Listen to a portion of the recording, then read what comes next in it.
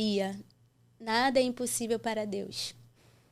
Aquilo que você quiser conquistar, você vai conquistar. Tudo é possível ao que crê. E Deus, Ele te escolheu num plano divino para transformar vidas.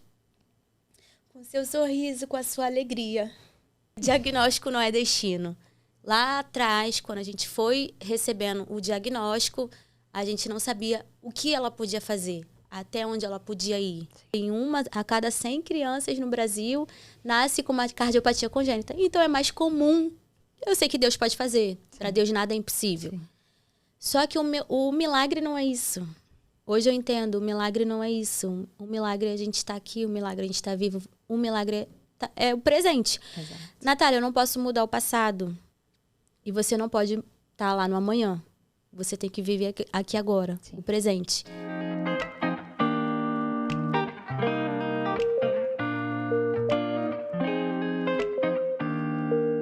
Uma pessoa com deficiência é um baú cheio de ouro, de uma riqueza inacreditável, que tem o poder de mudar qualquer coração.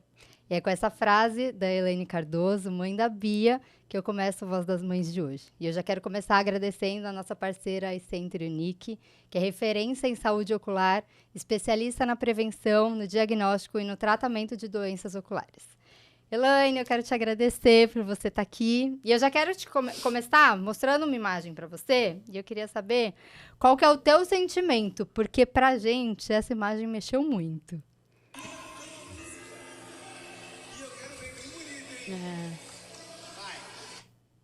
Eu vou colocar até de novo, porque assim, pra mim... Mexeu tanto pra mim. O que você sente quando vê a Bia, essa reação da Bia? Primeiramente, eu quero agradecer, Natália, Voz das Mães, por esse convite, né? Não esperava. E após 16 anos que ela nasceu, ter a oportunidade, né? De falar um pouquinho da nossa história, conhecer a sua história também foi um prazer. E assim, eu vendo essa imagem hoje, diz tudo, né? Diagnóstico não é destino. Lá atrás, quando a gente foi recebendo o diagnóstico, a gente não sabia o que ela podia fazer, até onde ela podia ir. Sim. E assim, vendo as poucas coisas que pra gente é muito, que ela pode fazer, que ela pode ir além, pra gente é maravilhoso. E não tem nada que pague, não tem preço. Sim. Porque é uma oportunidade que a gente vai dando a ela e ela mostra que ela consegue, que ela pode, que ela é capaz. Porque quando a gente recebe o diagnóstico, a gente tem aquele medo. Ah, será que ela vai fazer? O que ela vai conseguir fazer? A gente se preocupa com muitas coisas, né, no começo.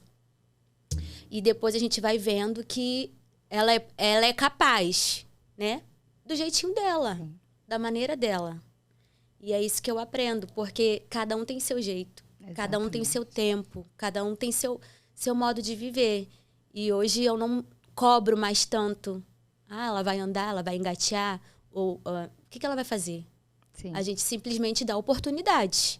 É verdade. E o que ela alcançar pra gente já é maravilhoso.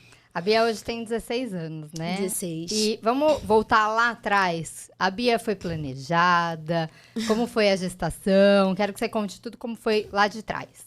Sim, certo. A Bia, a gente namorava. Eu estou com o pai dela, né? Meu marido, desde novinho. Foi aquele namoro de infância, assim, adolescente. Uhum. E a gente começou a namorar muito novinho. E quando eu fiz meus 18 anos, eu comecei a estagiar no shopping. E meu primeiro emprego. E ele começou a servir, já estava na Marinha, se eu não me engano. E a gente já namorava um tempo. Não imaginava, não foi planejado, porque eu não me imaginava. Uhum. Só que aconteceu. Aí a gente estava numa fase e falei, acho que eu tô grávida. Novinha, né? Novinha, 18 anos. Só que eu ainda demorei a acreditar. Uhum. Confesso, falei assim, atrasou as regras. Eu falei assim, será que aconteceu? Aí liguei pra minha tia, pra minha mãe. Foi pra minha tia, na época era com a minha mãe. Fiquei com medo de contar. Que é muito nova. Sim. Eu tava morando com ela, né? E não sonhava em casar e ter nada disso. Eu tinha acabado de terminar o ensino médio. Comecei a trabalhar e tava querendo construir minha vida. Aí A gente fez o exame, eu liguei pra ele. Falei assim, vamos fazer um exame. Quem Ele ficou mais assustado, você ou ele? Eu acho que eu. Eu não lembro. Eu acho que ele nem tanto. Não sei. Eu acho que eu fiquei mais. Porque naquele momento ali, eu tava numa fase que eu não queria me prender. Sim. Eu queria começar a trabalhar e ver a minha vida profissional. O que eu ia fazer, faculdade, estudar. Tava nessa fase. E aí fiz o exame, deu positivo. E a gestação foi? Aí foi tudo normal, Natália. Foi tudo normal. Não tivemos nenhuma intercorrência. Eu comecei a fazer o pré-natal, lá mesmo onde a gente mora, né, na Maré. E o pré-natal era ali mesmo. Naquela época, eu não conhecia sobre o ecofetal, nada. Então, ela fez a morfológica. Fiz a morfológica, deu tudo certo. Fiz exame de sangue, fiz tudo. Os 9 meses dela foi tudo bem, até chegar o dia do nascimento dela. Quando eu comecei a sentir dor, eu fui para o hospital. Ela nasceu na Promate. Mas a minha gestação foi saudável. Eu trabalhei, inclusive, eu trabalhava em shopping, eu acho que eu era caixa responsável na época de uma loja de roupa feminina. Então, fui até os 9 meses, porque eu queria pegar os 5 meses certinho com a bebê em casa, né? Que são 4 meses e tem as férias. Na época era assim. E aí, fui. Foi tudo bem. Foi tudo bem, não tivemos nada. Fiz meu chá de bebê. Naquela época não tinha esse negócio de descobrir sexo, então foi chá de bebê mesmo. Porque estamos falando de 16 anos atrás, né? É um tempo que muda muita coisa, né? Muda, Inclusive informações, né? Isso. E o chá de bebê foi bem engraçado. Colocaram aquela papel higiênico na minha cabeça, fizeram andar na rua. Ai, meu Deus, que vergonha. Mas foi tudo bem. Sim. E aí o parto da Bia... Isso. Quando chegou no parto, fiquei lá sentindo as dores normal. Quando eu tava lá sentindo as dores, ela demorou um pouquinho a nascer. Foi parto normal, só que eu não sei se eles já estavam percebendo que estava acontecendo alguma coisa. Porque, como ela demorou, eu não sei se isso é normal, eles colocavam toda hora um negócio na minha barriga, que acho que é pra ouvir os batimentos do coração. Cardiotopo. E eu ficava com aquilo e tava sentindo dor e eu tinha que ficar com aquilo. Passou um tempo, aí eu senti dor a noite inteira. A noite inteira. Quando foi 7 horas da manhã, o que mudou a equipe, chegou o médico e ele estourou minha bolsa. Ele coloca aquele negócio lá, estourou que ela não tinha nascido ainda. Eu fiquei a noite toda sentindo a dor, mas ela nada de nascer. E ali, quando ele estourou a bolsa, e corre, né? E vai pro parto normal. Fiz a força, ela nasceu. Quando ela nasceu, a minha tia estava comigo, ela falou assim, Elaine, eu achei ela meio roxinha, mas acho que foi normal, não sei. Só que ali ninguém falou nada e falou, tá tudo bem, vai lá, faz os procedimentos e volta. E aí eu fui, fiquei acho que 2, 3 dias, não sabia que ela tinha nada até então, porque quando... Ela estava com você, tudo certo. Ela voltou pra mim, veio mamar, fiquei ali esperando o tempo de ir embora, de ir pra casa. Do hospital. Isso. Aí, quando foi no segundo dia, a pediatra que passa para dar alta, ela falou assim, mãezinha, você não vai poder ir embora hoje porque eu escutei um sopro. Eu escutei um sopro na sua filha e vou te encaminhar pro hospital para fazer o exame, para ver se tem alguma coisa e depois você vai embora. Eu falei, tá bom. Aí liguei para ele e falei, ela não vou ter alta hoje. Ela vai fazer... Mas eu não fiquei com medo com nada, porque ela falou assim, tem sopro que fecha. Tá. Fica tranquila que tem sopro que vai crescer, fechar. E eu falei assim, tá. Fiquei normal, não tava sabendo que tava acontecendo nada, né, até então. Quando chegou o dia de ir pro hospital, tanto que eu fui sozinha, só eu e o enfermeiro. Pegamos o táxi, ele que levou até o Hospital de Laranjeiras, Instituto Nacional de Cardiologia. E aí, chegando lá, fui atendida. Eu não lembro o nome da médica. Só lembro que eu entrei numa sala, com ela bem bebezinha, né? Bem piquititinha. E ela foi fazer o exame do coração lá. Esqueci o nome agora, mas... O eco? Isso, do... Não é fetal. Não é fetal, não. É o ecocardiograma. Né? É o ecocardiograma. Aí, eu fiz um monte de ecofetal. Aí foi... Aí fez o exame e eu fiquei lá esperando. Aí ela foi bem direta assim comigo, falou assim, a sua filha tem uma cardiopatia congênita, você já registrou ela? Registra ela não vai poder ir para casa, vai ficar aqui para operar. E eu fiquei assim, olhando pra cara dela. Fiquei... Do nada. Você já tinha ouvido falar alguma coisa sobre isso? Nunca ouvi falar. Você já tinha tido na família alguma pessoa com deficiência pra você saber como era? Não. Foi Então era tudo muita novidade. Muito. E você tinha 18 anos, né? Tinha 18 anos. Eu ia fazer 19, Sim. que ela nasceu no meu mês. Tá. Tava pra fazer 19 anos. E ali eu levei um susto, não entendi nada. Eu falei, cardiopatia congênita, o que é isso? Não sabia, né? E ali, eu acho que ela foi bem... hoje, eu lembrando, eu acho que ela me achou muito nova e, de repente, até achou que eu era culpada de alguma coisa. Porque ela falou de um jeito, assim... Ou pra ela é tão normal, né? Ah, sua filha tem uma cardiopatia. Eu sei que eu comecei a ligar pra família, eu tava sozinha. Eu já não podia ir embora. As minhas coisas estavam na maternidade ainda. E você já não podia sair da... Já não podia mais sair dali. Aí eu liguei pra ele. Falei, eu não vou poder ir embora, registra ela, pega minhas coisas na maternidade e eu tô aqui com ela. E ela já subiu e foi direto pro CTI, para que eles iam começar a preparar a vaga dela e tava esperando ele registrar ela. Ela nem tinha sido registrada. Nossa. E aí eu liguei pra minha família, ninguém acreditou. Todo mundo falou assim, que isso, tá doida? Tá maluca, Elaine? O que aconteceu? Eu falei, a Bia tem um problema no coração e eu não posso ir embora, ela tem que ficar aqui. Aí começou os telefonemas, naquela época não era WhatsApp, tinha, né? Só que o pessoal me ligando, que eu tava com o celular lá, mas não era WhatsApp, internet. Falei, gente, tá tudo bem, mas eu não posso ir embora, eu tô aqui. Se eu não me engano, isso foi numa quinta-feira. Ela nasceu numa segunda, na quinta-feira que isso aconteceu. E ele correu, saiu, né, do trabalho, pegou minhas coisas na maternidade, foi, registrou ela e eu sei que eu fiquei lá. Aí, o que aconteceu? Quando chegou lá no CTI, que ela ficou, eu já não podia dar mais o mamar pra ela. E ali eu falei assim, eu quero dar mamar pra ela. Aí eles falaram assim, ela já vai ser preparada. Eu sei que o peito da gente começa a encher. E ali ela ficou à noite e ela falou assim, mãezinha, vai em casa, deixa as coisas lá, vê o que você pode fazer e depois você volta. E aí eu lembro que eu fui, deixei ela lá. Eu lembro que eu já saí chorando. E os médicos perguntavam, antes delas ficar lá, você bebeu, você fuma? Eu falei, não, tudo dando não. E ela tava lá. Eu falei assim, gente, sabe quando você ainda tá anestesiada? Eu não tava assim, assimilando o que tava acontecendo ainda. E aí eu lembro que eu fui em casa com ele, né, na época o 497 passa ali, e eu fui de ônibus mesmo para casa, não fui o enfermeiro já tinha ido embora, não tinha carro e a gente foi embora.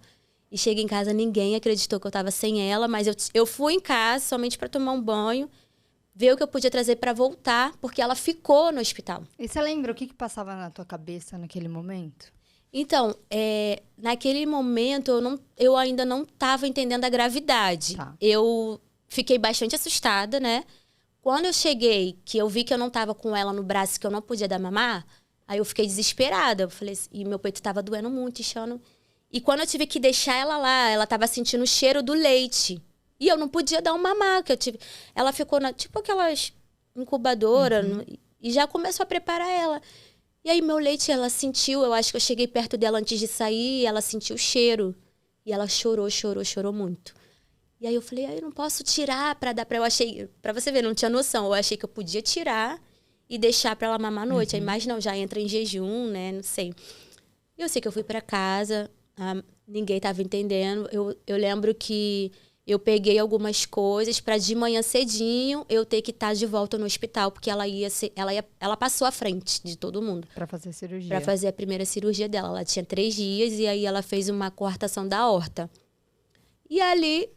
Quando eu voltei na sexta-feira, acho que era uma sexta-feira, a gente pegou um pouco de trânsito. Quando eu cheguei no hospital, ela já tinha subido para a sala de cirurgia. Você nem viu? Eu não cheguei a ver, porque ela foi a primeira, e eu cheguei um pouco depois. Só que já tinha tudo assinado, Sim. né? Mas o coração, o teu, né? Isso, aí quando eu cheguei, eu acho que eu demorei, né? Porque como ela foi a primeira... E aí eu cheguei e fiquei esperando do lado de fora. E o elevador sobe, desce. E nada dela descer. E eu e ele lá, esperando. E eu comecei a me sentir muito culpada, porque eu não cheguei tá lá na hora quando ela já tinha subido. E aquela culpa, né? Eu falei assim, e se ela não voltar? Eu fiquei pensando, né? E aí? Aí eu lembro que ela demorou muito. Passou um pouco depois do horário que eles estavam. E eu toda hora perguntava, gente, ela já tá acabando? Quando ela acabou, acho que foi no final da tarde, né? Eu tava lá esperando. Aí a gente entra, né? Chama só um, não pode entrar os dois. Aí bota aquela roupa toda, né? Porque é um CTI, não pode ter contato. Aí eu entrei, aí eles me explicaram, né? Que tava tudo bem e tal. E ela tava dormindo, né? E... Dormindo não, sedada, né? Que eles, e ali eles me mostraram qual era o local da sala das mães, que eu podia dormir lá, se eu quisesse. Ou eu podia ir embora, comemorar, porque tinha um certo horário que a gente não podia mais entrar no CTI. Uhum. Ou eu dormia, ou eu ficava lá. Eu podia ficar o dia inteiro. Só que certa hora eu não entrava mais. Sim. Aí eu lembro que nesse dia que ela operou, eu conheci, levei as roupas e vi a sala das mães, onde que ficava e onde eu ia dormir. Eu lembro que eu deixei ela lá, fui embora ainda. Fui embora. Fui pra casa pra no outro dia voltar. Só que depois eu não... Como ela foi ficando, eu não fui mais embora. Eu ficava lá o dia inteiro com ela e ela ficou no CTI. Só que aí, Natália, eu achei que era só isso. Eu falei assim, só isso entre aspas. Eu falei assim, fez a cirurgia, vai tá tudo bem. Foi passando uns dias, eu achei que tava se recuperando. Falei, vou poder ir pra casa. E a gente tava muito ansioso pra ir embora. Porque o meu sogro tava já na fase terminal do câncer. E ali a gente queria muito que ela fosse pra casa pra ver ele. Aí a gente, agoniada, falando com a médica. Pra você, a gente não tinha noção do que tava acontecendo. Sim. Ela pode ir pra casa e ver ele, porque... Aí expliquei, meu sogro tá assim, tá com câncer, e ele tava numa fase bem difícil. Foi uma fase bem difícil também nessa época. Acho que tanto pra mim como pro meu marido, né? Que era o pai e a filha nessa situação. E ali a médica falou, ela não pode ir pra casa. Eu falei, mas ela não pode? Ele falou, não. Aí ela teve alta pra enfermaria durante 15 dias. E aí eu não podia mais ir embora, eu tinha que ficar com ela. Mas como que foi pra vocês assimilarem? Porque a gente passou por uma situação muito parecida, né? O meu sogro faleceu, né? Quando eu tava grávida ainda. Uhum. E pra gente foi muito difícil. O Robson foi muito perto do diagnóstico do Vini, que o Vini que eu tinha na gestação. Então, pro Robson foi muito difícil de assimilar tudo que estava acontecendo. Como que você conseguiu lidar com essa situação? Com o teu marido, com o teu sogro e com ela, que tinha acabado de fazer uma cirurgia? Eu lembro que, assim, na época, eu só chorava, né? Só chorava. E eu, não na frente dele, porque eu falei assim, caraca, o pai dele... E a gente sabia, o pai dele teve 2 meninos. E essa é a primeira. E o primeiro neto foi um menino. E a gente sabia que o sonho dele era ter uma menina, né? E a gente se dava super bem, eu e o pai dele. Ele puxava muito pro meu lado, grávida. Ele fazia suco pra mim. Ele fazia as minhas vontades. Ele era, assim, muito, muito, muito bom pra mim. Sendo que eu imaginei que fosse dar tempo, pra você ver. Eu não tava tendo noção do que... E nem sabia que ele ia partir, assim. Eu sabia que ele tava mal, mas eu ainda... Sabe quando você tem aquela esperança? Falei assim, ele vai ficar bom? Eu tava com essa esperança. Falei assim, a Bia vai nascer e a gente vai passar por isso e vai ficar tudo bem. Sim. E ele também não me passava tudo que estava acontecendo lá. Ele sabia o que estava acontecendo aqui, mas eu também não sabia. Eu lembro que nesse período que eu consegui em casa, ele conseguiu uma alta. Eu acho que o médico sabia que estava acontecendo. Uhum. Ele conseguiu uma alta sem poder e foi para casa, porque ele estava esperando ela. Só que eu não sabia que ele tinha ido para casa. E quando eu cheguei na casa dele, ele falou assim, ele estava deitado, eu lembro como se fosse hoje, ele estava deitado no sofá com a mão na barriga. Ele ficava muito assim, deitado. Aí ele falou assim, ué, cadê ela? Aí eu olhei pra ele e falei assim, Cláudio, ela precisa pegar um pouquinho de peso. Ela precisa pegar peso, mas tá tudo bem. E não falei pra ele, ninguém quis falar pra ele. Sim. Só que eu sei que ele sabia que a gente tava mentindo. Sabe que ele fala, finge que eu tô acreditando? Uhum. Ô, Elaine, você acha que nesse momento você tava mais vivendo num piloto automático? Sim. Ou você conseguia assimilar tudo que tava acontecendo? Não, eu tava com certeza no piloto automático. Eu não tava assimilando nesse primeiro momento nada, assim, não tava. Natália, eu não tenho noção, assim, do que a gente passou. Hoje eu vejo que a gente passou muita coisa, uma barra. Mas sabe quando tu tá assim, tem que ir pro hospital, ela vai operar e vai pra casa, vai ficar tudo bem. Eu não tinha noção. Foi muito... tanto que eu não tive resguardo. Sim. Graças a Deus foi normal, né? Eu não senti nem dor. Eu falo que mãe atípica não deveria ter puerpério igual comum, porque a gente tem que... Eu lembro quando o Vini nasceu, era ele na UTI, eu subindo e descendo, minha mãe assim, filha, você tem que ficar deitada. Eu falava, como? Não tem como. A minha tia me ligou, a irmã do meu pai também falou assim, Elane, você não pode ficar subindo e descendo escada, porque tem parto que deixa a mulher maluca. Eu lembro uma coisa assim, que ela falou. Eu falei, ué... E tinha hora que eu não podia esperar o elevador. Eu falei, a mulher fica maluca? Eu falei, então vou ficar doida. Mas assim, não senti dor, Deus cuida, assim, acho que desses detalhes também, né? Porque a gente sabe que é importante. Sim. Não, o pessoal falava assim, você não pode falar muito, que senão você vai sentir dor. Eu falava, tá bom. E quem conversa com os médicos? E eu falei assim, incrível, eu sei que nesse período, quando ele faleceu, eu tava com ela já na enfermaria. E aí ele faleceu. Eu lembro que eu não podia sair mais. Não pude ir no enterro, eles foram. E ela estava ali nos 15 dias. Eu não sabia que ela ia para a segunda cirurgia. Até aí você não tinha o diagnóstico ainda da paralisia cerebral dela? Como que foi receber esse diagnóstico? Quando a gente recebeu, foi depois dessas cirurgias todas. Aí eu fui... Foram quantas cirurgias? Foram 3. Sim, ela teve alta no dia... acho que... 12 de junho, ela nasceu 7 de abril. Na metade de junho a gente teve a alta, ela já tinha passado para as 3 cirurgias. Aí fiquei esse tempo com ela, ela fez a primeira bandagem no coração, depois ela rebandou. E eles me liberaram e falou assim, que ela ia ter uns atrasos por causa da cardiopatia, os tratamentos, saiu com remédio, tudo. Fui embora. Quando eu fui para casa, eu morava ainda ele e a mãe dele. A gente tinha só um quartinho na época. Como eu te falei, não foi nada programado, a gente não... Então, a gente ficou nesse quartinho, que era o quarto dele. A mãe dele estava sozinha, estava viúva, né? Então, eu fui para lá. Só que foi passando um período que a gente foi vendo que ela estava muito mais molinha do que o normal, né? Eu conhecia mães que tinham sido mães junto comigo. Sempre tem aquela mãe que tá sendo mãe também, né? E aí tem o grau de comparação ali. Aí eu fui vendo as crianças crescendo, que estavam... né? Eu falei, será que é por causa da cardiopatia? Você achou que depois dessas 3 cirurgias, tipo, passou, tá tudo certo? Sim. Bia vai... Eu achei que... eu sabia que ela podia ter um atraso porque eles me falaram lá, né? Que por ela ser cardiopata, que talvez ela não fosse mais o atraso da cardiopatia, assim. Eu achei que fosse uma coisa normal, de repente ficar um pouco menor. Não sabia, não tinha noção. Eu lembro que ela deu, tipo, uma convulsão lá, não sei se uma hora convulsão, que eu fui dar banho, ela era bem pequenininha.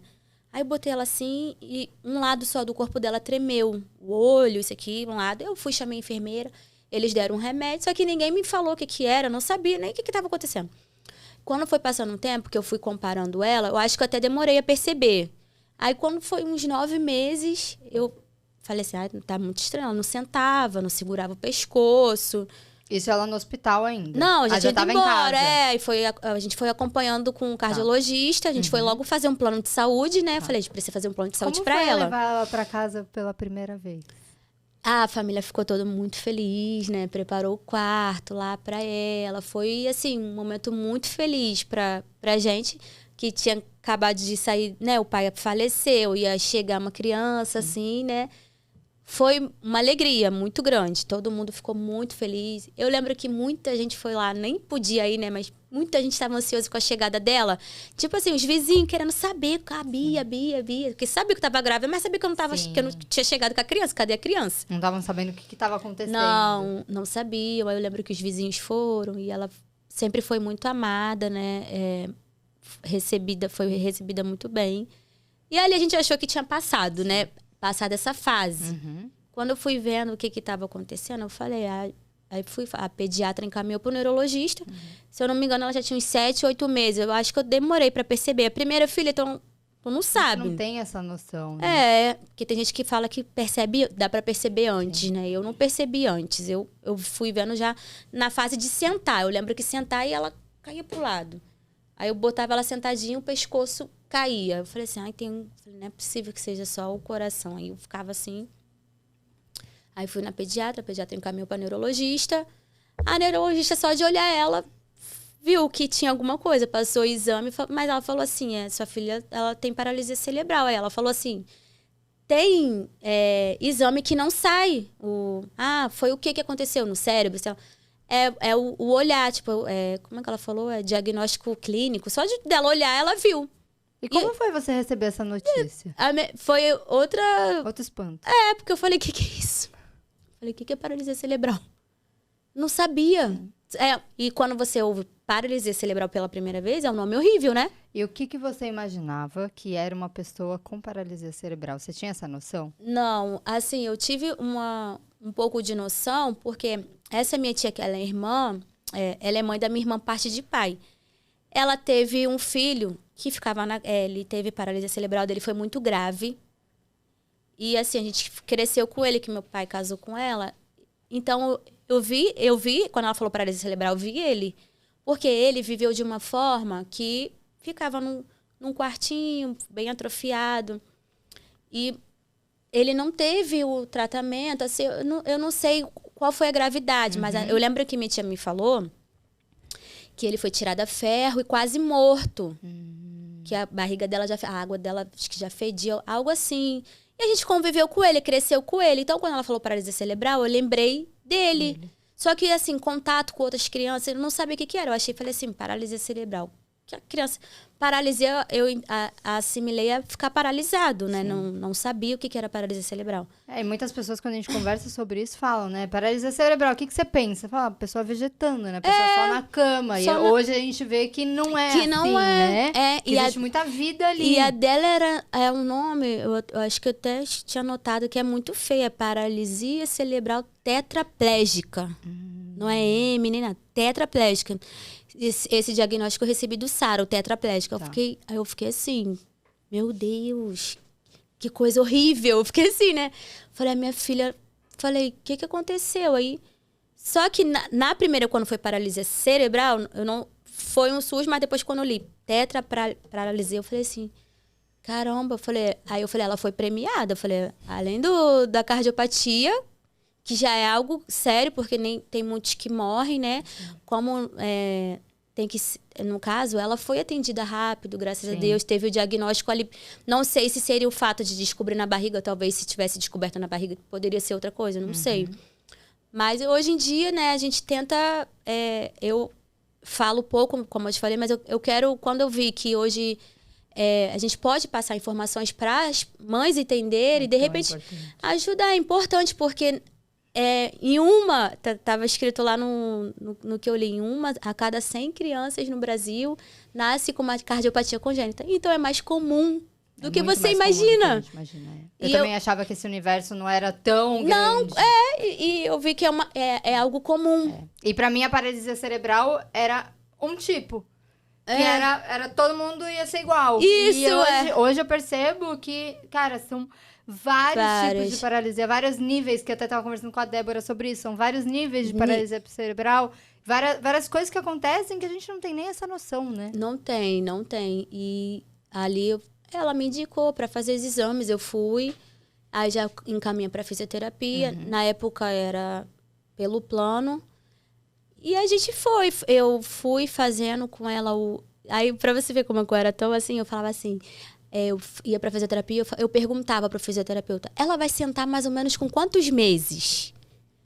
Mas ela vai fazer isso. Aí eu acho que ele também falava assim, coitada dessa mãe, não sabe, né? Tipo, porque eu achava que a fisioterapia, o que eu fosse fazer, ia ajudar no processo, mas ela ia fazer as coisas. Ia reverter. Isso, como ela era bem bebezinha, eu falei assim, ela vai sentar, eu vou conseguir fazer a festinha dela, e ela engatear, eu achava que era assim. Só que ele não falou, ele falou assim, mãe, cada uma criança tem seu tempo. Mais ou menos, eu não tenho muita lembrança dessa época, porque depois eu comecei a correr para o público. Eu não fiquei só no plano. Tem um plano de saúde, mas a gente sabe que é restrito a algumas coisas. E aí eu comecei a ir para o hospital público. E você se sentiu mais acolhida no hospital público? Sim, com certeza. Porque eu acho que eles...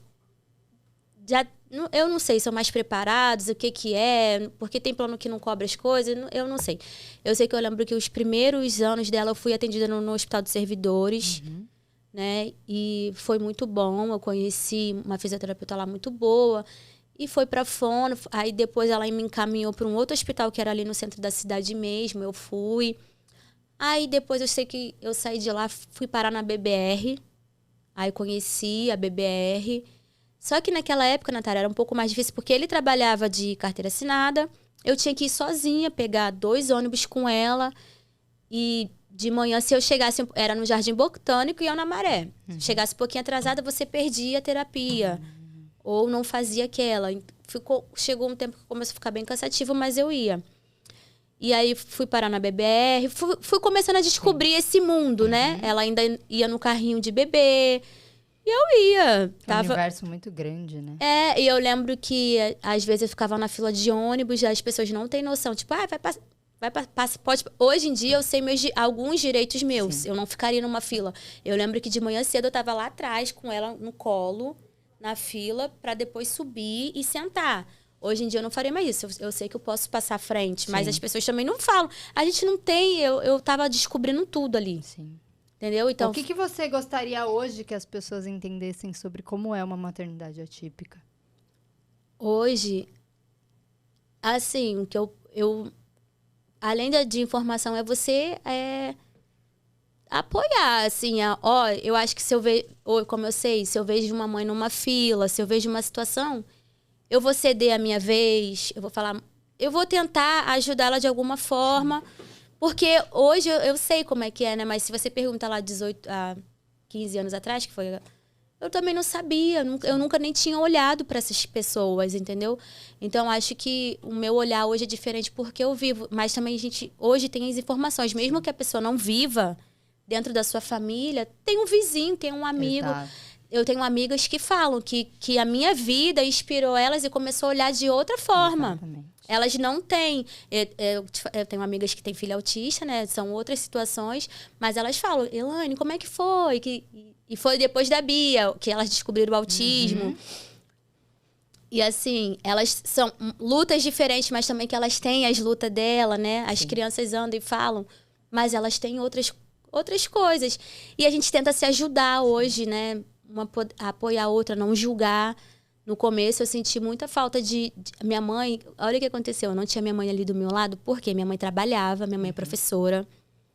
E a minha mãe estava com uma bebê de 4 meses. Eu tenho uma irmã de 16 anos. Uau! E aí... Na mesma época que você estava tendo uma filha, a tua mãe estava tendo uma filha também. Sim. E ali, ela foi a última dela. E o que aconteceu? Eu não tive a minha mãe ali do meu lado. Então, eu fiquei muito perdida, muito sozinha, assim. Eu falei, meu Deus. Uma criança atípica, quando chega, não é só pra mãe, é pra família, né? Mas eu acho que nem a família tinha noção do que tava... Isso que eu ia te perguntar, se você achava que as pessoas que não têm uma criança com deficiência na família, se elas têm uma noção de como é a vida de uma mãe com uma criança com deficiência. Não tenho, acho que não tenho. Porque eu lembro que eu tentei trabalhar, quando ela tava um pouquinho melhor, assim, e ninguém me apoiou. A Bia chora. Não, meu Deus do céu. O medo dela ter um troço, ficar roxa e ter um treco. Mas a médica falou que ela podia chorar. Sim. Falei, ela pode chorar. Eu lembro que esse apoio, assim, eu acho que faltou muito isso. Então. Mas não por culpa deles também. Eles também estavam vivendo aquilo novo, entendeu? E eu não queria, pra mim foi bem difícil, porque eu não queria. Eu falei, eu me vi, falei, caraca, meu mundo acabou. Minha vida, naquele momento, falei, minha vida acabou. Sim. Eu não posso fazer mais nada, só cuidar dela. Porque eu não podia fazer nada. Sim. Pra contar com alguém. Falei, gente, me ajuda aqui. Você teve que tomar a decisão de largar o emprego, foi difícil? Foi. Muito difícil. Falei, não vou poder voltar, mas tentei. Ele trabalha, como eu te falei, trabalhava, né, ele trabalhava na Overblack na época, ele era estoquista, sei lá, o que ele era, né? Até esqueci agora, mas ele fazia um monte de coisa que era o emprego do pai. Aí os filhos foram também. Aí entregava correspondência, office boy, essas coisas assim. Hoje em dia é motoboy, né? Mas naquela época ia a pé mesmo. É verdade. E ele sempre quis ser assim, não, eu vou dar conta. Ele sempre quis. Depois ele entrou pra Marinha. Nessa época, ele acho que ele entrou pra Marinha, mas ele saiu. Quando o pai dele faleceu, ele saiu, ele abandonou. E ali ele ficou falando assim, eu vou dar conta. Mas eu falei, mas eu quero trabalhar, eu quero ter minha vida. Só que aí eu me via com ela. E minha mãe não podia me ajudar. Eu imagino que minha mãe queria até me ajudar, mas ela não podia. E eu não passava isso pra minha mãe, entendeu? Desde o tempo que eu fiquei no hospital e depois as dificuldades, eu tentei não passar pra ela. Porque eu sabia que ela não podia. Ela morava um pouquinho longe, não era tão distante, mas era longe. Ela tava com uma bebê também. E o que ela não. E eu falei assim: eu vou ter que me virar. E a gente foi assim, né? Quando eu voltei pro trabalho, eu lembro que não foi nessa loja, né? Já tinha sido outra. Eu fiz o acordo, recebi lá os direitos e tal. Não voltei mais. Aí passou uns meses, eu tentei voltar pro shopping também. Sempre gostei de shopping. Eu gostava, eu era deslumbrada com aquilo. Que eu imaginava que eu ia ser, sei lá, uma grande empresária. Eu queria, né? Falei assim, eu quero ser alguém assim, né? Porque a gente sonha, né? É novo e... Aí eu falei assim, não vou conseguir. Tentei ainda, só que começou a gerar muito desconforto dentro de casa, eu e ele. Ele foi criado com a mãe e o pai, e o pai que trabalhava e a mãe que dava conta de tudo. Cuidava dele, cuidava do irmão, tudo. E ele tinha esse modelo. E eu já fui ao contrário, minha mãe é separada do meu pai, então tu imagina. Minha mãe criou 3 filhos sozinha, né? Eu costumo dizer que eu sou a continuação da força delas, tudo que eu sou, porque minha mãe teve que sustentar 3 crianças sozinha. Eu tenho um pai, só que naquele momento quem me ajudava era quem sustentou, quem foi... Porque meu pai casou, teve outra família, e a minha mãe teve que se virar. Sim.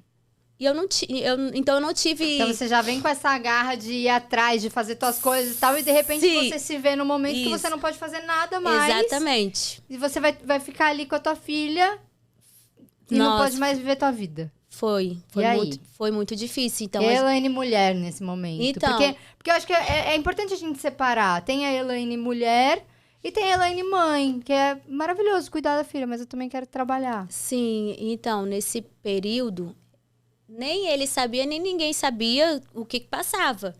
Falei, caraca, eu me via. E, ao mesmo tempo, eu questionava o Senhor. Eu fui criada num berço evangélico, só que na adolescência a gente dá uma rebeldia, sim, né? Se desvia. Então, nessa época eu estava desviada, mas eu lembrava de Deus, né? Comecei a ficar com raiva. Questionar. Eu fiquei com raiva. Falei assim, Deus, por que isso comigo? A gente fica assim, né? Sim. Por que eu, Senhor? Eu vi a minha vida, as minhas amigas continuaram a viver, né? Tendo trabalhando, estudando, faculdade, se formando. E eu me vi ali parada. Falei, cuidando dela. E sem, né, poder fazer nada, porque eu não queria incomodar as pessoas, né? Eu não queria falar com a minha sogra, me ajuda nisso. Ou quem estivesse próximo, eu não queria. E eu me vi nesse lugar, né? Foi muito difícil, demorou muitos anos. Vou te falar, foi muitos anos, assim, até eu perceber... Eu cheguei, há pouco tempo, eu fiz uma terapia, uma mentoria que eu ganhei da minha tia. Mas foi bem há pouco tempo que eu ganhei essa mentoria. Só que ali uma chave virou. Virou. A terapia foi importante pra você nesse momento? Foi. Só que, Natália, demorei. Olha que ela tá com 15 anos, eu ganhei a mentoria agora. Mas foi essa mentoria, essa roda de conversa, a psicóloga Silva, Carol, que ali eu comecei a já ter um outro olhar. Eu não posso te dizer que eu tinha uma vida totalmente frustrada. Só que eu demorei a aceitar. Sim. Porque eu não queria estar ali. Uhum. Eu queria trabalhar, eu queria ter meu dinheiro. Né? Porque eu vim disso da minha mãe. Minha mãe conquistou a casa dela, trabalhando muito. Eu lembro que a gente morava de aluguel. Minha mãe comprou uma laje. E aos poucos, minha mãe foi pagando aluguel, fazendo essa laje para ser a casa dela. Era lá no Parque União, eu morava lá na Rubens Vaz, que também é na Maré. Depois que a gente construiu essa casa, a gente foi morar e saímos do aluguel. Ela sozinha. Sozinha, eu creio que não, porque eu tenho uma tia também que é muito assim, guerreira, e eu acho que ela ajudou. E a gente ficava com meu avô e ficava com alguém. Então eu vim disso, eu falei assim, eu quero ter minhas coisas. É tão importante a gente falar sobre isso, porque eu falo que a maternidade atípica, ela tem várias camadas, né? E aí, quando você vai tirando, é como uma cebola, né? Você vai tirando as camadas, vai entendendo a fundo o que a mãe passa ali.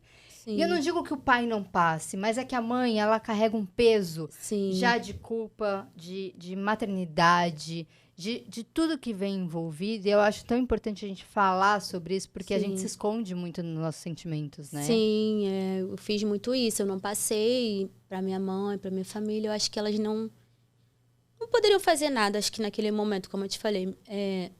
E ali eu passei... Acho que nem meu marido mesmo entendia, né? E eu ficava, às vezes, muito irritada. Vocês conversavam bastante sobre tudo que estava acontecendo? Não. Eu guardei muita coisa pra mim. Não queria que... Porque eu sentia que eu era... tipo assim, se eu falasse... Como se fosse... Eu tô reclamando da minha filha, sabe? Eu não falava tanto. Só às vezes em momento de briga, quando ele vinha... Você tá pensando o quê? Eu tô aqui o dia inteiro com essa menina, eu tive que parar a minha vida. Daquelas crises que te dá. E aí você grita e chora. E depois você tem que se recompor. Só que eu acho que ele também era muito novo, ele também não estava entendendo o que estava passando. E como ele veio dessa família, ele achava que estava tudo bem, porque a mãe dele ficou em casa cuidando dos filhos. E ele tá fazendo a parte dele, ele me ajudava no que ele podia, mas ele estava fazendo a parte dele. Então, eu demorei a começar a expor para ele. Depois eu comecei e falei, Thiago, tá acontecendo isso. Porque eu engravidei. De novo. Então, menina. Guilherme, foi uma gestação planejada ou também não? Mais ou menos, assim. Eu tinha 21 anos. E aí, eu lembro que a cardiologista falou assim pra mim: ela tem irmão, alguma coisa? Ela falou assim: não. Ela falou: seria bom ela ter um irmãozinho. Aí eu fiquei pensando, né? Deus me livre se fala isso pra mim. Eu mudo de cardiologista. Eu não sei se ela falou, de repente, pensando, né? É bom você ter outro filho que acho que não sabe até quando vai viver. Não sei, eu acho que ela falou, seria bom. E nessa época, eu tinha tentado trabalhar. Fiquei alguns meses trabalhando no shopping. Acho que durou pouco tempo, mas eu amava. Eu consegui uma vizinha para tomar conta da Bia. Aí dava um dinheiro para ela. Ele detestava, ele não gostava. E eu ia pro trabalho. O horário ali, acho que era de 4 às 10. Ele queria ser o homem da casa, que bancava a família, tudo bonitinho. Isso. Aí, como eu não tive o apoio da... Thiago tá aqui, viu, gente? Ele não quis aparecer, não. Falei que Voz dos Pais, depois a gente traz ele de novo pra fazer Voz dos Pais. Ele não aceitava. E eu, não, mas eu vou trabalhar, eu tenho que ter meu dinheiro. Eu ficava naquilo, eu quero conquistar minhas coisas, minha casa. E ali eu tentei, né? Fiquei alguns meses. Aí paguei essa vizinha pra ficar com ela. Aí chegava em casa, aquela falação. E a sogra falava de um lado, e a mãe do outro. E aí, um monte de gente se metendo na tua vida. Um monte de gente nessa época. Porque ninguém queria. Todo mundo achava... Tá bom, obrigada. Todo mundo achava... Elaine, se acontecer alguma coisa com ela tem um... Então, isso muito... hoje em dia, eu sei que aquilo ali me prendeu por muito tempo. Hoje em dia, não. Graças à mentoria, mas demorei, como eu te falei. Aí eu sei que... Eu falei assim, vou parar de tomar um remédio e vou ver o que dá. E vou no médico, sei o quê. Levei ela, falou assim... Conversou com o Thiago sobre isso? Não. Não, só vou parar de tomar remédio. Mas eu achei que eu nem fosse engravidar rápido. Eu falei, vou parar. Eu falei, vou parar de tomar um remédio. Falei, seria legal ela ter um irmão. Mas olha o meu pensamento. Falei, não posso trabalhar mesmo. Não tô conseguindo sair de casa. Eu tenho que ficar cuidando dela. Eu vou ter logo outro filho. Fiquei pensando, né? Eu falei, eu vou criar... Mal sabia você que o Guilherme ia te ajudar tanto hoje em dia, né? Sim, mal sabia. Aí, eu falei, eu vou ficar em casa. Porque eu já tava vendo, eu tava trabalhando nessa época, mas eu tava vendo que eu ia ter que sair. Que eu não ia dar conta, porque eu não tinha esse apoio. Eu acho que se eu tivesse esse apoio, eu acho que hoje em dia seria até diferente da parte deles.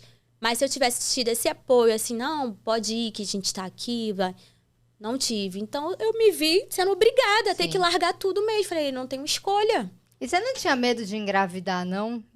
Não. Gente, assim... eu tenho pânico, aversão, agonia. Não. Sabe que eu tinha uma certeza que ele não ia nascer com nada. Não sei que... Eu tive muita certeza. Falei, ele não vai ter nada. Eu nem sabia se ia ser ele ou ela, mas eu já imaginava que ia ser ele. Falei, não vai ter nada. Tá. Foi muito rápido, Natália. Eu parei o remédio e eu engravidei. Foi muito rápido. E aí ele nasceu, foi aquela... A família toda ficou assustada. Meu Deus, ela já tá passando por isso tudo, tá grávida. E a reação do Thiago quando ficou sabendo? Ele ficou assustado. E agora? O que a gente vai fazer? Falei, você vai ter mais um filho? E ele ficou com mais medo do que eu. Muito medo ele ficou. Sim. Só que hoje o Guilherme é o melhor amigo dele. Melhor amigo da Bia. Então, eu até queria saber como... Porque a gente ouve muito falar sobre as crianças atípicas, né? As crianças com deficiência. E sobre os irmãos das crianças com deficiência. Como foi essa conversa com ele? Porque ele já foi entendendo... Foi. Como ela é mais velha, né? Foi entendendo depois que ele foi crescendo. Vocês tiveram que ter alguma conversa com ele para explicar o que a Bia tinha? Como que foi isso? Então, assim, eu mesmo só falava que eu precisava da ajuda dele. Quem tem essa conversa sempre é o meu esposo, meu marido. Sempre conversa com ele. Eu acredito... que no começo, eu acho assim, eu passei um tempo de ferida muito grande, assim, dentro de mim.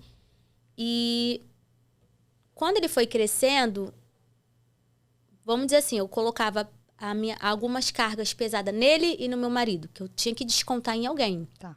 Então, acho que o Guilherme, ele teve esse período. Hoje em dia, não. Hoje em dia, eu já sou bem melhor, mas ele não teve escolha. Olha o que aconteceu. Ele nasceu, foi tudo normal, graças a Deus. Aí já fui pra maternidade escola. Fiz todos os exames para saber se ele ia ter alguma coisa, né? Porque como eu já tinha tido o caso, então lá eles fizeram tudo. Fui muito bem atendida. Fiz eco fetal, fiz o negócio da nuca, tudo. Transcendência. Quando ele nasceu, correu tudo bem, graças a Deus, parto normal, tudo bem, não teve nada, foi crescendo. Só que logo eu botei ele numa creche, na época era de 7 às 4. Entendeu? Tipo, ele foi amadurecendo muito rápido. Falei, vai pra creche que eu vou ter que cuidar dela. Eu não tinha como ficar com 2 bebês. E ele foi pra creche bem novinho, foi crescendo, crescendo. Eu olhava o Guilherme, eu já vi ele muito independente, muito, muito. Desde ele começou a comer cedo, saiu da fralda cedo. A gente ficava assim, bobo, né? Só que, ao mesmo tempo, pra ela foi bom, que ela via o irmão, assim, né? E ele foi crescendo e eu não tinha falado ainda pra ele que não tinha conversa. Ah, a sua irmã é especial, sua irmã precisa. Ele foi vendo. Tanto que uma vez uma professora da escola dele, lá no ED, na época, falou assim, Elaine, eu acho o Guilherme tão retraído. O Guilherme, assim, ele tinha um bonequinho espava-dedo, ele sempre foi muito quieto. Ele, assim, ela achou algo estranho nele, né? Que ele não interagia tanto com as crianças e tal. Aí eu falei assim, ele tem uma irmã especial, falei pra ela. Eu falei, não sei se é isso. Falei, ele tem uma irmã com deficiência. Ela falou assim, porque às vezes eu acho ele tão na dele, tão assim, nunca me deu trabalho. Então, eu não sei se ali, nessa fase de bebê dele, ele sentia crescendo, mas acredito que sim, né? Porque mexe com a família toda. E, de repente, ele via eu dando uma atenção maior. É o que eu ouço muito isso, que os irmãos, eles acabam vendo. Você tem ali a criança com deficiência, os pais dão atenção e tal, e às vezes a outra criança... A outra fica... Como você, como mãe, tentava fazer isso? Você tinha essa noção ou não, nem tinha? Eu demorei a ver porque eu achava que ele sabia se virar muito bem. Falei, ele tá bem, tá ótimo, né? Sim. E ali meu olhar foi muito pra ela nessa fase. E hoje eu me arrependo, entendeu? Porque, assim, Natália, o que aconteceu? Eu fiquei numa fase, quando foi crescendo, eu saí da BBR, saí de algum lugar, ela foi pra Rede Sara. Na Rede Sara, eles não indicam muita fisioterapia. No caso da Bia. Se matar de fazer fisioterapia, nada disso. Nem a órtese eles indicam. Tanto que ela ficou muito tempo sem órtese, muito tempo alguns tratamentos, até eu chegar na outra clínica. E ali, o meu olhar estava totalmente para ela, porque eu estava naquela fase de corrida contra o tempo, tipo assim, que falam que a melhor fase é a infância, né? Que tem a parte que cresce, e ali ela tinha que ganhar muita coisa. E ali, eu acho que hoje eu não faria isso. Eu tive que deixar ele na creche, meu marido trabalhar, e eu falei assim, ele tá bem, ele tem saúde, ele corre, ele anda. Então, eu fiquei assim, né? E quando a gente estava os momentos juntos, aí eu falava assim, Gui, eu tentava passar para ele, a Bia, assim, agradecer, mas eu acho que eu não percebia que eu estava dando muita atenção. Hoje em dia, eu sei que dá para dividir. Hoje em dia, eu sei que dá para dividir. Então, acho que ele, não sei se isso afetou ele de alguma forma. Meu marido que conversa muito com ele hoje. Hoje em dia, eu tento não cobrar tanto dele. Ele me ajuda muito. As pessoas ficam maravilhadas com ele. Não, ele é incrível. Eu conheci o Gui no Maravilhada. evento que a gente fez no Vasco, né? E ele com carinho com a Bia, com uma atenção, levando ela para todos os lugares e brincando. Ela A Bia tá aqui com a gente. Ela é apaixonada por ele. Não, o olhar dela para ele, Muito. assim, de apaixonada. Então, e era visível isso, dele com cuidado também com ela. Tanto que ele hoje, ele tem 13 anos, Natália. Ele, quando eu tô com ela na rua, ele que quer levar a cadeira. Ele é igual o pai dele, tá naquele lugar ali protetor, de cuidar. E Guilherme significa isso, corajoso, protetor. Eu já gostava desse nome. Só que ela já tava com a deficiência. Falei, vai ser Guilherme. E quando eu vi o significado, eu já imaginei, né? Só que a gente erra muito, né? Eu acho que eu errei muito nisso. Eu acho que eu... Mas assim, ainda dá tempo, né? Eu tento fazer, né? Conversar mais com ele hoje. Vejo o que eu posso fazer de bom pra ele. E ele me ajuda. Ele é muito parceiro, muito, entende muito. Mas ele teve que amadurecer só. Tipo assim. Muito rápido, né? Muito rápido. Como que você se mantém tão resiliente, encontra forças nos momentos mais difíceis? De toda tudo isso que acontece na tua vida. Assim, no começo, Natália, a gente não tem escolha, né? Você é forte ou você é forte. Você não tem escolha. Aí tem gente que fala, ai, mãe, você é tão guerreira. O que você sente quando te falam isso? No começo, eu sentia que eu tinha que ser essa guerreira. Tá. Que as pessoas me olhavam. Eu não queria mostrar minha fragilidade. Eu sou guerreira mesmo. Eu vou dar conta. Sabe aquela mulher que quer dar conta? Oh, Entendeu? sei bem. Então, eu sou ela. Eu ficava assim, eu dou conta mesmo. Eu sou... Só que você não é. E se você mostrar isso o tempo todo, você tá se machucando, tá se fazendo mal pra você e para as pessoas à sua volta. E então eu achava que eu era assim. Quando a gente voltou a caminhar com o Senhor, a Bia tinha 7 anos, então fui buscando em Deus, né? Como eu te falei, passei um tempo revoltada. Tenho até um versículo, acho que é Romanos 8, 28, que fala assim, todas as coisas cooperam para o bem daqueles que amam a Deus, segundo o seu propósito. Eu ficava assim, Senhor, onde está o bem aqui, nesse versículo? Eu não entendia. Todas as coisas cooperam para o bem. Só que aquilo ali não estava me fazendo bem, sim, não ao meu olhar. Então eu ficava... Quando as pessoas, não, Deus tem um propósito, Deus escolhe mães... Eu falei, gente, eu queria matar. Deus, como assim? Deus escolhe as pessoas, Deus dá força. Aí tu tenta, né? Mas não é bem assim, né? Você não quer ser essa escolhida. Ninguém sonha em ser mãe atípica, né? Vamos jogar real? Ninguém fala... Ninguém. Eu tive A minha adolescência falava que eu queria ter um filho com síndrome de Down. Mas minha mãe... Eu não tinha essa noção. Eu não imaginava o que era. Mas porque eu via crianças com síndrome de Down... Tanto é que eu fiz um ano de pedagogia para trabalhar com crianças com síndrome de Down. Eu falava, não, eu quero. Minha mãe falava, filha... Deus não sabe. Você não sabe o que você tá falando, sabe? Você não tem essa noção. E realmente eu não tinha. Hoje eu falo. Ninguém vai dormir e fala, nossa, meu sonho. Não. Mas aí acontece... A gente pega e fala, tudo bem, o que eu vou fazer disso daqui? Mas a aceitação eu acho que é uma coisa muito difícil, né? Sim. E é muito de cada um, né? De como cada um vai lidar com essa situação. Verdade, porque eu lembro que você até pergunta, como foi do luto à luta? Eu acho que eu vivi esse luto por muito tempo, mas ali sozinha, porque eu não queria demonstrar para as pessoas, porque eu achava assim, gente, eu não posso estar triste por isso. Só que até eu entender que, assim, os planos de Deus, o propósito, o milagre... Porque, às vezes, Natália, a gente fica assim, o milagre é ela sair andando. Não é. Isso é uma coisa importante. As pessoas olham pra você e falam assim, Deus vai operar um milagre nela e vai fazer ela ficar diferente, ela andar ou alguma coisa? Você já ouviu isso? Já ouvi. O que você sente? Assim, na verdade, eu tenho dó da pessoa que pensa assim.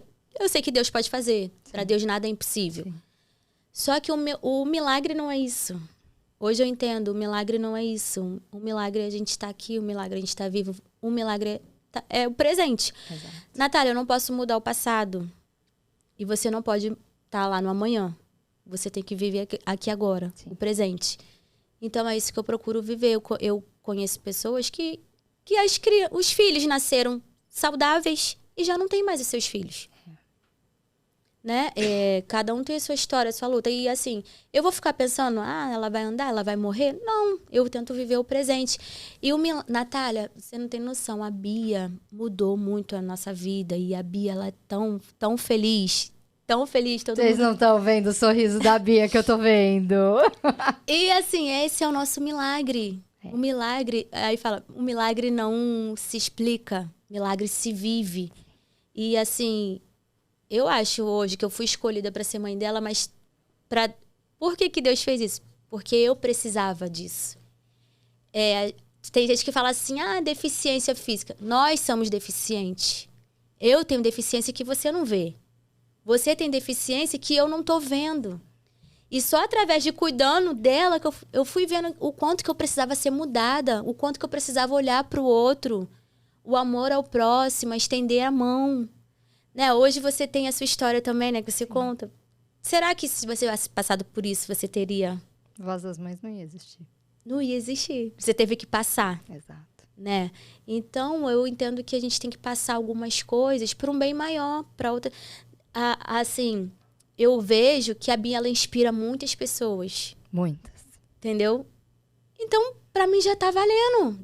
Se eu puder ajudar e alguém ser curado só de olhar pra ela, com o sorriso dela, né? Eu falo assim, Senhor, obrigada, eu entendi o teu propósito. Porque o milagre não é ela andar assim na cadeira de roda, né? Se levantar. O milagre, ela tá viva, a gente agradecer os detalhes da vida, poder viver da melhor forma, do seu jeitinho. Não só sobreviver, né? E assim, eu lembro que no começo eu ficava atrás desse milagre. Eu fui para algumas campanhas. Ai, Senhor, cura minha filha. Como ficou tua fé no meio disso tudo?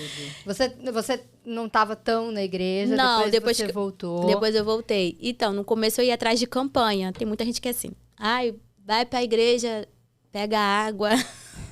Pega um monte de coisa. E eu ia. Não estava entendendo ainda. Eu falei, Senhor, vai curar minha filha. Senhor, cura minha filha. Teve um momento que eu falei assim, Senhor, cura pelo menos alguma parte da deficiência. Ou a cardiopatia ou a paralisia. Eu queria que alguma das... Uhum. Porque eu achava demais para uma pessoa só. Ter a cardiopatia congênita e ainda ter a paralisia. Então, eu queria a cura de uma das coisas. Senhor, não precisa curar tudo. Olha só, se Deus pode curar, eu cura só uma parte. E aí eu corria para as campanhas de igreja, assim, né, que a gente conhece. Mas aí não acontecia a cura. Só que aí, o que eu entendi, que o Senhor, Ele queria me curar. Eu precisava ser curada de dores, traumas e entender que o milagre é a gente estar vivo. E ali eu parei de cobrar isso ao Senhor. Fui buscando a Deus pela essência de estar mais perto. Porque eu acho assim, muito difícil. Já é difícil a vida da mãe atípica. E a gente distante de Deus é mais difícil ainda. A gente fica perdido. Sim. Sem direção. E a palavra fala que Jesus é o caminho, a verdade e a vida. Então eu falei assim... Se Jesus é o caminho, eu quero esse caminho. Uhum. O que Deus tem para mim? O Senhor, Ele é perfeito, Natália. Ele não erra. Então, eu comecei a entender que Deus não errou. Quando ela foi formada no ventre, ela não foi um erro. Deus sabia. Para mim, foi uma surpresa. A cardiopatia. Mas para Deus não era surpresa. Deus já está lá no nosso futuro. Né? Deus já sabia desse encontro. E eu não sabia. Então, hoje eu não procuro mais. Tinha algum louvor que você ouvia mais ou que você ouve que transformou a tua vida? Naquela época, sim, tava aquele... quando ela estava internada, aquela música do Deus de Promessas. Fala, Deus de aliança, Deus de promessas. Aí tem uma parte que fala, Deus que não é homem pra mentir, aí tudo pode passar. Falei, Deus, ele não mente. Tudo pode mudar, mas a tua palavra vai se cumprir. Entendeu? Então, eu ouvia muito esse louvor. Falei, que louvor lindo. E Deus fala através de louvores, né?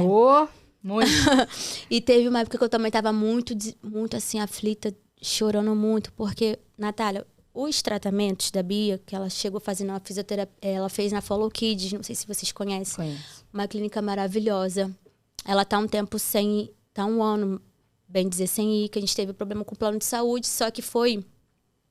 Nessa época que ela fez, que a gente conseguiu, tivemos que botar na justiça, plano de saúde, aquele todo o processo, que cansa muito. Qual que é o convênio dela? Unimed. Mais uma. Vamos, Unimed! Vamos liberar essas terapias para essas crianças, pelo amor de Deus! Unimed, E Cara, aí... a gente tá com um problema com a Unimed que tá seríssimo. Eu acho que eu recebo umas 5 mensagens por dia de mães falando... Vamos atacar a Unimed. Eu falo, vamos. Gente, e assim, a gente... Por isso que eu me vi... Por isso que eu falo, a mãe é forte. A gente não tem escolha. Eu tive que... Tudo que a gente tem que conquistar para uma criança é uma luta muito grande. A briga... Aí bota liminar. Briga por vaga em alguma... Na escola. Briga por isso. Briga por aqui. Tudo tem que ser uma briga. A Bia tá na escola hoje. Sim, ela tá na escola. A gente tá... Outro processo que eu tive problema com o carro, que a gente tá sem carro, que foi um desabençoado que a gente fez Aí o que acontece? Ela tá faltando aula. Só que a Bia, ela é muito inteligente. E nessa clínica, a psicopedagoga dela é Bianca. Maravilhosa, eu amo de paixão a Bianca, muito boa. Ela falou assim, Elaine, sua filha, ela é capaz. Lá, que ela, na Follow Kids, ela ficou 7 anos. A Marcela, que a Marcela, que é a dona, e o Júnior. Eu lembro que eles falaram assim, ó, ela tem direito, tem advogado. A gente foi atrás, a gente pegou as informações e conseguimos. Ficou 7 anos lá. Aí fez fono, físio, tudo. Maravilhosa, Follow Kids. E ali, ela deu bem Eu lembro que ela veio... Eu não tava com a cadeira, acho que ainda... Ela veio com um carrinho lá dos Estados Unidos, que lá é mais barato. Eu fiquei usando esse carrinho um tempão, que ela trouxe pra Bia. Então, nesse processo, você encontra pessoas boas que nos ajudam, que Deus que envia, né? Exato. E essa psicopedagoga falou assim, coloca ela na escola de novo. Porque eu tive uma experiência ruim, Natália. Ela, com 7, 6 anos, ela caiu na escola da cadeira de roda, era escola pública. E ali eu era nova, assim, fiquei traumatizada, tirei ela da escola. Porque também não tinha, nessa idade dela, não tinha a parte de mediação, né? Não, eu tava tentando... Eu acho que já era lei, só que nesse dia o mediador não foi, não lembro. As crianças querendo brincar, não foi culpa da professora, empurrando, todo mundo quer empurrar a cadeira dela. Ai, vamos... Fala, agora eu ando com a minha cadeira sozinha, né, Bia? Vamos brincar. Agora eu não preciso de mais ninguém. Isso, aí falou, vamos brincar. Ela caiu, a professora ficou desesperada. Eu lembro que a professora estava grávida e a Bia ficou com o olho roxo. Isso aqui dela ficou roxo. Roxo mesmo. E o pai ficou doido. Chegou, tirar ela da escola. Aí o que eu fiz? Tirei ela da escola. Mas nesse tempo eu estava na briga com a justiça para conseguir os tratamentos, para conseguir essas coisas. Aí o que eu fiz? Deixei a escola de lado e fui atrás dessas outras coisas que requer tempo, papel, um monte de coisa. Quando ela começou a fazer atendimento com a psicopedagoga, ela falou, a Bia é muito inteligente, Elaine. Volta pra escola. E ainda resisti. Eu, não, tá bom. Ela que a psicopedagogia, né? Ela mostra as letras, você vai trabalhando a criança. Aí eu não queria voltar. Por que eu não queria voltar? Porque lá onde eu moro, às vezes que eu fui na escola, não tinha rampa, ou era escada e não tinha elevador. Eu falei, eu vou ficar passando por isso. Eu falei, não. Falei, minha filha não merece ficar passando por isso. Não. E eu tava já numa fase que eu tava cansando de algumas coisas. Só que, assim, tem até uma frase que fala, né? Se você cansar, você pode descansar, mas não desistir. Mas teve um tempo que eu desisti dessas coisas, sabe? Consome a sua mente. Você vai e é negativa, e é tanta coisa que você Nossa. E você vai atrás de preços surreais de qualquer coisa que você vai procurar. Maternidade atípica, tudo a partir de 1.000. É isso aí, R$ 1.000. É tudo a partir de 1.000. Aí eu falei, gente, tem que ser rica. É. E quem é pobre, que não consegue. É tudo uma briga. Essa cadeira que eu te falei, a gente ganhou. Eu não teria condições de comprar cadeira. Ela tá na fila de espera para ganhar outra, que tem que ter duas. Essa e aquela outra manual. Uhum. Aí ela tá na fila de espera, que é a ONG One by One aqui da Barra. Eles ajudam, né? Sim. Ela faz parte do projeto. E assim, no começo é difícil. A gente não quer estar nesse lugar, né? Porque quem quer, gente? Quem quer estar nesse lugar? A gente não queria estar nesse lugar. E a gente sofre, né? Quais são as suas maiores esperanças, seus maiores sonhos para a vida da Bia? Hoje em dia eu sei que a Bia ela pode ir muito além, né? Muito além. É só a gente dar essa oportunidade para ela. Eu queria que você aproveitasse e olhasse para a Bia e desse um recado para ela, algo que ela vai levar para sempre para a vida dela. Ai, meu Deus, vai me fazer chorar. Bia. Robson, por favor, filma a carinha da Bia. Pode falar para ela. Olha esse sorriso. Bia, nada é impossível para Deus. Aquilo que você quiser conquistar, você vai conquistar. Tudo é possível ao que crê. E Deus, Ele te escolheu num plano divino para transformar vidas. Com seu sorriso, com a sua alegria. Você ainda vai ser muito mais feliz. E você vai ter aqui sempre a mamãe e o papai do seu lado para te apoiar. E seu irmão Guilherme. Manda beijo pro Guilherme, Bia. A Bia a gente conquistou também, Natália, que eu sei que tem um horário que eu esqueci de falar. Ela fez o aniversário dela de 15 anos, ano passado. Depois eu te mostro as fotos. A gente fez festa, a gente dançou a valsa dela. Conheci uma pessoa maravilhosa que ensinou a dança adaptada. Nossa, Deus... Pra você ver, Deus é tão perfeito. Eu tinha ido na Vila Olímpica, não sabia que tinha. Escrevi ela na natação. Chegou lá a professora André e falou assim, você não quer botar ela na dança adaptada? Eu falei dos 15 anos dela. Aí eu falei, como que ela vai dançar, né? Por isso eu tô falando, ela pode ir além. Sim. Depois você vai ver no Instagram dela. Aí eu falei, dança adaptada. Ela falou assim, se você quiser, eu ensaio ela e o pai dela. E eu organizei a festa em um mês, a gente não ia fazer, estava sem dinheiro e tal. E eu falei, tá, eu aceito. E ela ensaiou a Bia, muito linda, a Bia da sua valsa. E eu procurava no YouTube como fazer festa de 15 anos para cadeirante. E a gente não acha, né? É difícil, né? E ela queria muito, Natália. Sabe o que ela ficava fazendo? Ela tem um tablet. Ela mexia, ela botava os dedos e mostrava as festas de 15 anos. Eu falei assim, aí o Thiago, Elane, você que botou isso na cabeça dela. Eu falei, eu não botei, te juro. Você mostrava o que você queria, né, Bia? As meninas da idade dela fazendo os 15 anos, e YouTube, né? Aí eu olhava assim, eu falei, caraca, Thiago, e agora? E ele falou assim, eu não sei. Eu falei, vamos fazer, não sei como também. E a gente, sei que eu falei, vamos fazer. Vamos conhecer uma casa de festa. Em um mês, Natália, eu fui em março. Em abril foi a festa dela. E foi um sonho realizado. Foi muito lindo, muito lindo, muito lindo. E assim, eu vi que era possível. Se você, tudo é possível que eu criei. E Deus, a gente pensa que Deus não se importa com sonhos pequenos. Se importa. E Ele se importa. Pode ser o mais bobo possível. Ele se importa. A gente vê esse sorriso que é lindo da Bia. Eu lembro muito de uma frase que a Aline Bertolazzi fala sobre que viver cura, né? E a gente, quando a gente vê a Bia assim, a gente vê o quanto realmente viver cura. Cura eu quero mesmo. muito te agradecer por você participar, topar, contar a tua história, contar a história da Bia, trazer a Bia. Isso daqui muda o dia de qualquer pessoa, Sim. Não tem como. E aí eu queria te pedir para você olhar para aquela câmera e dar uma mensagem para as mães atípicas. Essa daqui. Tá. Uma mensagem? O que você quiser falar. Eu quero falar para as mães que você foi não foi um erro. Deus escolheu certo quando escolheu você. Deus tem um propósito muito lindo. E ainda que o milagre não seja aquele que você espera, olha ao seu redor, que o milagre é estar vivo. O milagre é viver e olhar ao redor, ao seu lado. Comece a reparar nas pequenas coisas do dia a dia. Comece a reparar as pessoas a qual o Senhor colocou.